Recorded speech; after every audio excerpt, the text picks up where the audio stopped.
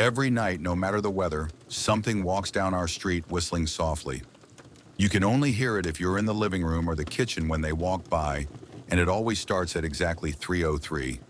The sound starts faint somewhere near the beginning of the lane near the Carson place. We're towards the middle of the street, so the whistling moves past us before fading away in the direction of the cul-de-sac. When I was younger, my sister and I would sneak into the kitchen some nights to listen. Mom and Dad didn't like that, and we'd catch hell if they found us out there. But they were never too hard on us since we always stuck to the one big rule. Don't try to look at whatever was whistling. My neighborhood is a funny place. I've lived here since I was 6 and I love it. The houses are small but well kept. Good-sized yards, plenty of places to roam. There are a lot of other kids here my age. I turned 13 back in October. We grew up together and would always play foursquare in the cul-de-sac or roam around from back porch to back porch in the summer. This was a good place to grow up. I'm old enough to see it. And there's only the two strange things here: the night whistling and the good luck. The whistling never bothered me much. Like I said, I couldn't even hear it from my bedroom. But Mom and Dad don't like talking about it, so I've stopped asking questions. My dad is a strong guy, tall and calm. He has an accent since he moved to the US as a kid. His family, my grandparents, they're from the islands. That's what they call it. My dad, the only time he isn't so calm is if the whistler comes up. He talks a little quicker then, eyes move faster, and he tells us not to think about it so much and to always remember the one rule, the big rule. Don't try to look outside when the whistler goes past. Not that we could look even if we wanted. See, there are shutters on the inside of every window, thick pieces of heavy canvas that pull down from the top and latch to the bottom of the window frame. Each latch even has a small lock, about the size of what you'd find on a diary. My dad locks those shutters every night before we all go to bed and keeps the key in his room. My mom, I don't know what she thinks about the whistling. I've seen her out in the living room before at 3:03 when the sound starts. I could see her if I cracked my door open just an inch to peek. She's not out there often, at least I haven't caught her much. But once or twice a month, I think she sits out there on our big red couch just listening. The whistler has the same tune every night. It's cheerful, da-da-da-da-da-dum, da-da-da-da-da-dum. Remember how I said there are two odd things about where I live? Well, besides our night whistler, everyone in my neighborhood is really lucky. It's hard to explain, and Dad doesn't like us talking about this part much either. But good things just seem to happen to people around here a lot. Usually it's small things, winning a radio contest, or getting an unexpected promotion at work, or finding some arrowheads buried in the yard. You know, the authentic kind. The weather's pretty good, and there's no crime, and everybody's gardens bloom extra bright in the fall. A million little blessings, I've heard my mom say about living here. But the main reason we stay here, why we moved here in the first place, is my sister Nola. She was born very sick, something with her lungs. We couldn't even bring her home when she was born, only visit her in the hospital. She was so small, I remember, small even compared to the other babies. A machine had to breathe for her. We moved into our house here to be closer to the hospital. As soon as we moved here, Nola started getting better. The doctors couldn't figure it out. They chalked it up to whatever they were doing, but we all could tell they were confused. But my parents knew, even I knew. Nola getting better was just another of the million little blessings we got for living in our neighborhood. So that's why we stayed even after we found out that for every small miracle that happens here every day now and then, some bad things happen. But they only happen if you look for the whistler. See, our neighborhood has a welcoming committee. They show up with macaroni casserole and a gift basket and a manila folder whenever someone new moves in. They're very friendly. 4 people showed up when we moved in 7 years ago. The committee made small talk, gave me a Snickers bar, and took turns holding Nola. It was her first week out of the hospital, so they were extra careful. Then the committee asked to speak to my parents in private, so I was sent to my room where I still managed to hear nearly every word. The welcoming committee told my parents about how nice the neighborhood was. Really exceptionally, hard to explain kind of nice. And then they told my parents about the even harder to explain whistling that happened every morning at 3:03 and ended at the tick of 3:05. The group, our new neighbors, warned my parents that the whistling was quiet, would never harm or hurt us, as long as we didn't look for what was making the sound. This part they stressed, and I pushed my ear into the door, straining to hear them. People who went looking for the whistler had their luck change, sometimes tragically. A black cloud would hang over anyone that looked. Anything that could go wrong would. The manila envelope the committee brought over contained newspaper clippings, stories about car crashes and ruined lives, public deaths and freak accidents. Not everyone dies, I heard the head of the committee tell my dad, but the life goes out of them. Even if they live, there's no light in them ever again, no presence. My mom, I could tell she wasn't taking it seriously. She kept asking if this was some prank they play on new neighbors. At one point, my mom got angry, accused the committee of trying to scare us out of our new home, asked them if they were racist on account of my dad being from the islands. My dad calmed her down, told her he could tell our new neighbors were sincere, and they were just trying to help us. He explained that he grew up hearing these kinds of stories from his mom, and that he knew there were strange things that walked among us. Some of those strange things were good and some were bad, but most were just different. After the committee left, Dad went out to the hardware store, bought the canvas blinds, the latches, and the locks, and installed them on every window in the house after dinner. That first night in our new house, I crept out of my room at 3 a.m., only to find my dad awake sitting on the living room couch, holding my baby sister. My dad held up his finger in a shh motion, but patted the couch next to him. I sat and we waited. At exactly 3:03, we heard the whistling. Da-da-da-da-da-dum. Da-da-da-da-da-dum. It came and it went, just like our neighbors said. The whistling returns each night, and we never look, and we enjoy our million little blessings every day. Nola breathes on her own, and she's grown into a strong, clever girl. My dad even joined the welcoming committee. We don't get new neighbors often. Why would anyone want to leave? But when a new family moves in, my dad and the committee bring them macaroni casserole, a gift basket, and the manila folder. I can always tell by the look on my dad's face when he comes back if the family took the committee seriously, or if we'd be getting new neighbors again very soon. Not long ago, a family moved in directly next to us. The previous owner, Ms. Maddie, passed away at age 105. She'd lived a good long life. Our new neighbors seemed like they'd fit in just fine. They believed the welcoming committee took my dad's advice about the locking shutters since they had a young child of their own. Whatever newspaper clippings were in that manila envelope, whatever evidence, my dad never let us see. But I imagine it must have been awfully convincing since our neighbors got along with no issues for the first month. One night, when our new neighbors had to leave town, they sent their son Holden to stay with us. He was 12, a year under me in school. I didn't know him well before that night, but as soon as his parents dropped him off after dinner, I could tell it was going to be a bad time. "Do you know who is always out there whistling every night?" Holden asked the moment the adults left the room. The three of us were sitting in the den, some Disney movie playing idly on the television. My sister and I exchanged a glance. "We don't talk about that," I said. "I think it's that weirdo that lives in the big yellow house on the corner," Holden said. "Mr. Tolles?" my sister asked. "No way, he's really nice." Holden shrugged. "Must be a psycho killer then." Nola tensed. "We don't talk about it," I repeated. "Let's go in my room and play Nintendo."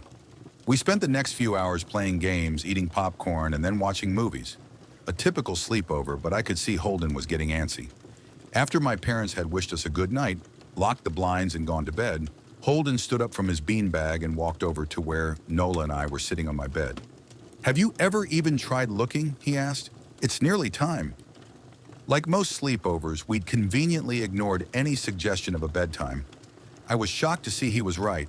It was almost 3 a.m. I sighed. "We don't...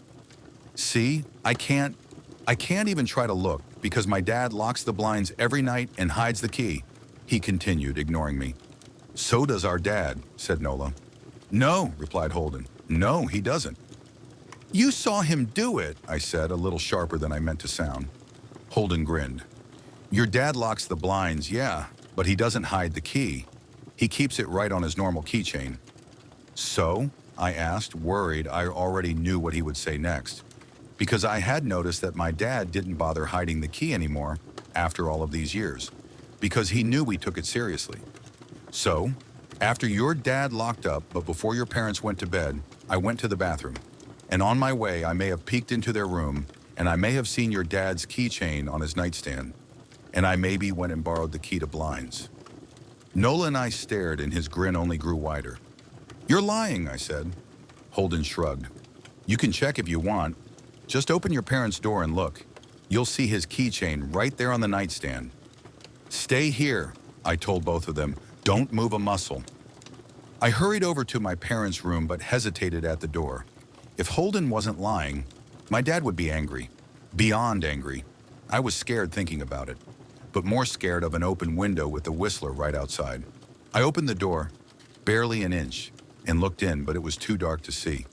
Taking a deep breath, I walked into the room. 2 steps into the dark, I froze. The whistling started, and I could hear it clearly from my parents' room. I never realized, but they must have heard the sound every night since we moved into the house.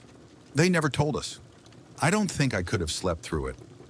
I stood there listening to the whistling come closer, unsure whether I should turn on a light or call out for my dad. Soft sounds from the living room brought me back to reality. "Nola!" I yelled, running out of my parents' room. Holden and Nola were standing near the front door next to a window. Holden wasn't lying. I could see him fumbling with the lock on one of the blinds. I heard a click. He did have the key. Holden let out a quick laugh. Nola stood next to him, hunched up, afraid but maybe curious. The whistling was right outside our house now. I think I made a sound, called out. I can't remember. Time felt frozen, clock hands nailed to the face. But I found myself moving. I'm not fast, I've never been athletic. Somehow, though, I covered the space between myself and Nola in a moment. My eyes were locked on her, but I heard Holden pull the blind all the way down so it could release. I heard the snap of it start to raise, and I heard the whistling just on the other side of the window. But I had my arms around Nola, and I turned us so she was facing away from the window. At the same time, I jammed my eyes shut. The blind whipped open. The whistling stopped. I felt Nola shaking in my arms. "Don't look, okay?" I told her. "Don't turn around." We were positioned so that she was facing back towards the hallway, and I was facing the window. My eyes were still closed. I felt her nod into my shoulder. I reached out with the arm not holding Nola and tried to touch Holden. My hand brushed against his arm. He was shaking worse than Nola. "Holden?" I asked. Silence. I reached past him and gingerly felt for the window, eyes still sealed shut. The glass was cold against my fingertips, colder than it should have been for the time of year. I moved my hand up the window, searching for the string to the blind. The glass began to get warmer the further I reached, and there was a gentle hum feeding back into my fingertips. I tried not to think about what might be on the other side of the window. Finally, I touched the string and yanked the blinds shut. I opened my eyes.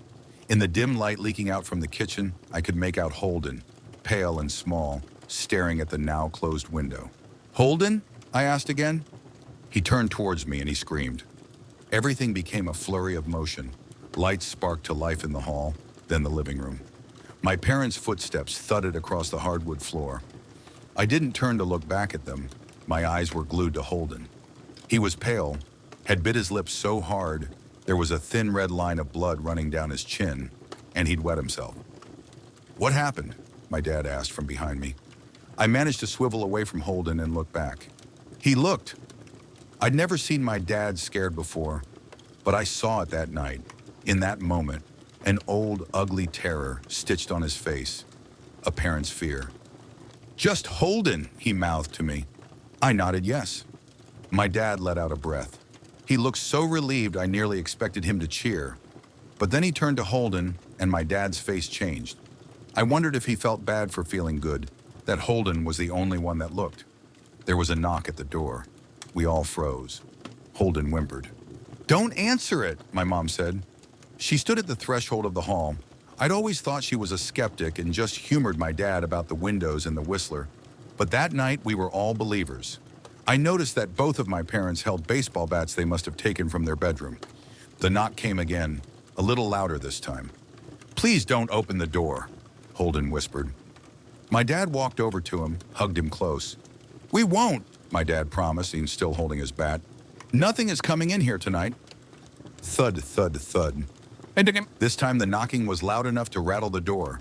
Holden screamed again, and Nola clutched her arms around my neck. My mom came over and knelt down next to us, wrapping my sister and me close. Thud, thud, thud. Call the police, my mom whispered to my dad. The knocking instantly stopped. My dad looked over his shoulder at us.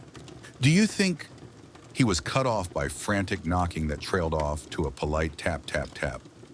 Police, something said from the other side of the door. The voice from outside sounded exactly like my mom, like a parrot repeating the words back to her. Police, call, the police. Tap, tap, tap, police. My mom pulled us closer. Police, police, police, police. Please stop, I heard her whisper. I don't think calling them will help, my dad said. How will we know when they're the ones at the door? The knocking came back harder than before. The door shook. Then it stopped. After a long moment, I heard the knocking again, but it was coming from our back door. We all turned together towards the back door, but the knocking immediately returned to the front door. Front to back to front. Loud, then quiet, then loud again. Suddenly, the sound was coming from both doors at once. Big, heavy blows like a sledgehammer. Then something started rapping against all of the windows in the house, then the walls. It was like we were living inside a drum with a dozen people trying to play at once. Or we were a turtle and something was attempting to claw us out of our shell. Stop! Holden yelled. The knocking died.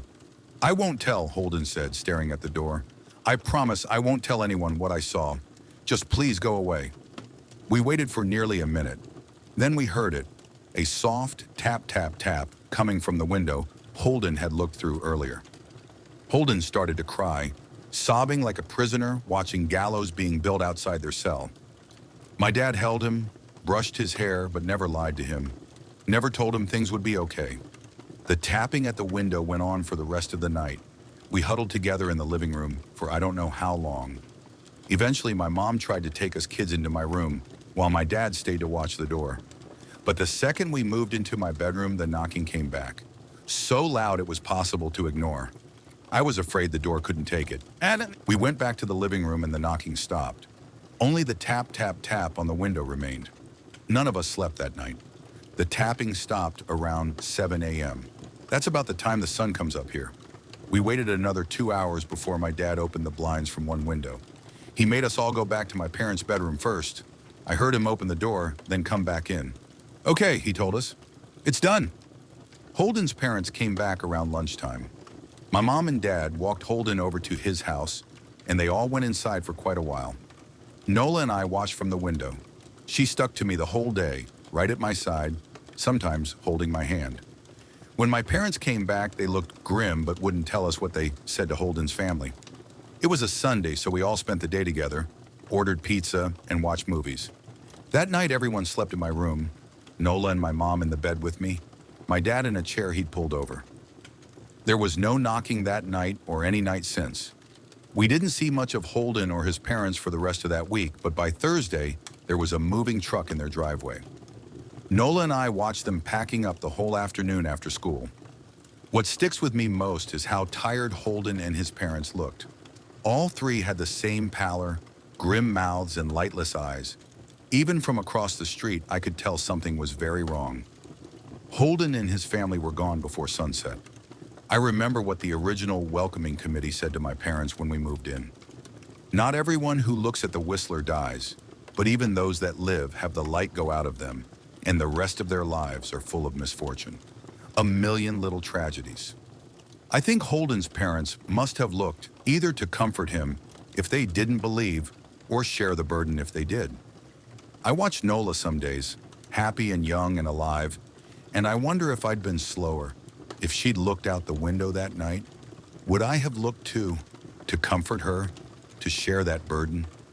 I'm glad I don't have to find out. We still live in that house, in that neighborhood. We still hear our Whistler walking past every night. The blessings, the luck, the good things here are too good to leave. But we're careful. We don't have friends over to spend the night anymore. And my dad hides the key to the blinds very, very well. Not that I've gone looking. Some things you just don't need to look for.